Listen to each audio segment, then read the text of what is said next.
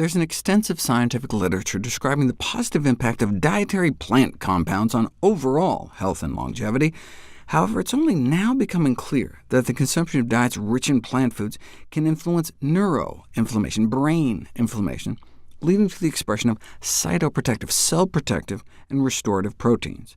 Just over the last decade, remarkable progress has been made to realize that oxidative stress and chronic low-grade inflammation are major risk factors underlying brain aging, so no wonder antioxidant and anti-inflammatory foods may help. The brain is especially vulnerable to free radical attack, oxidative stress, due to its high fat content and its cauldron of high metabolic activity. You don't want your brains to go rancid, so you'd think one of the major fat-soluble dietary antioxidants like beta-carotene would step in. But the major carotenoid concentrated in the brain is actually lutein. The brain just preferentially sucks it up.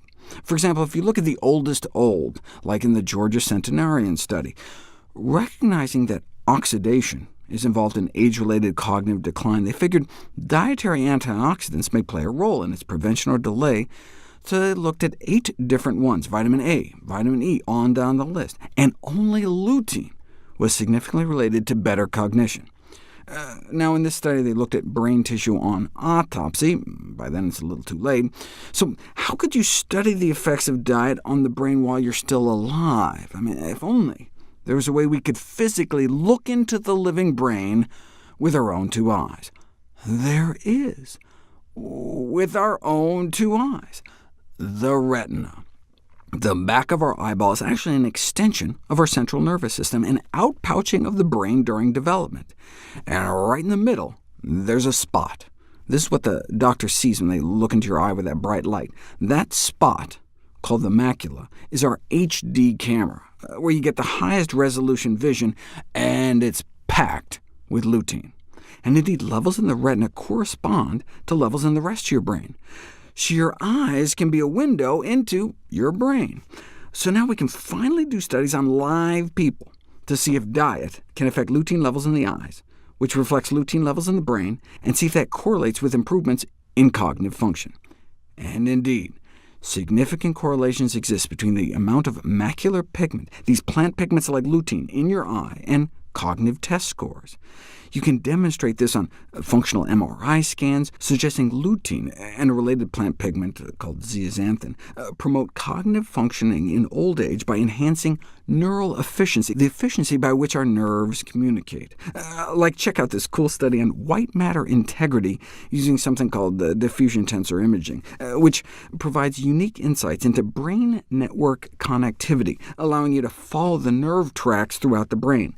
And researchers were able to show enhanced circuit integrity based on how much lutein and zeaxanthin they could see in people's eyes, further evidence of a meaningful relationship between diet and integrity of our brains, particularly in regions vulnerable to age-related decline.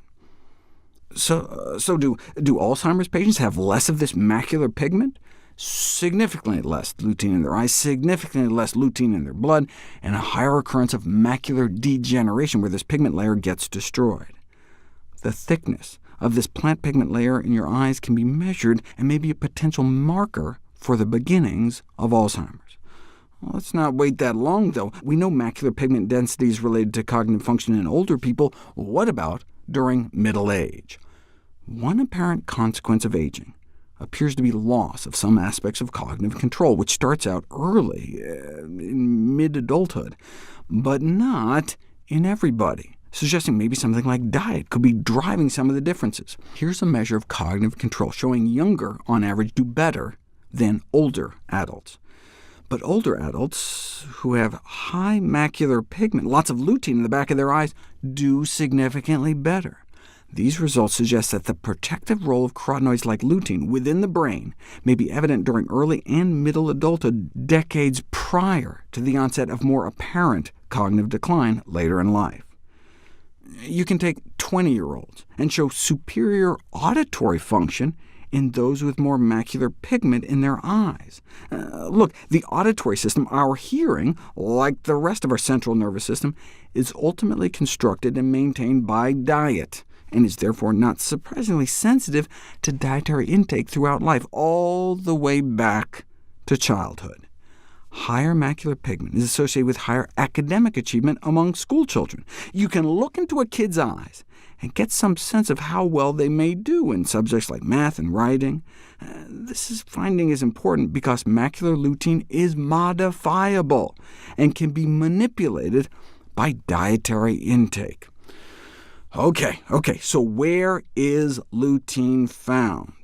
The avocado and egg industries like to boast about how much of these macular pigments they have in their products, but the real superstars are dark green leafy vegetables. A half a cup of kale has 50 times more than an egg. A spinach salad or a 50-egg omelet. And the earlier, the better. Pregnant and breastfeeding women should definitely be checking off my daily dozen green servings, but it's also apparently never too late. While some age-related cognitive decline is to be expected, these effects may be less pronounced among those eating more green and leafy. But you don't know for sure until you put it to the test, which we'll explore next.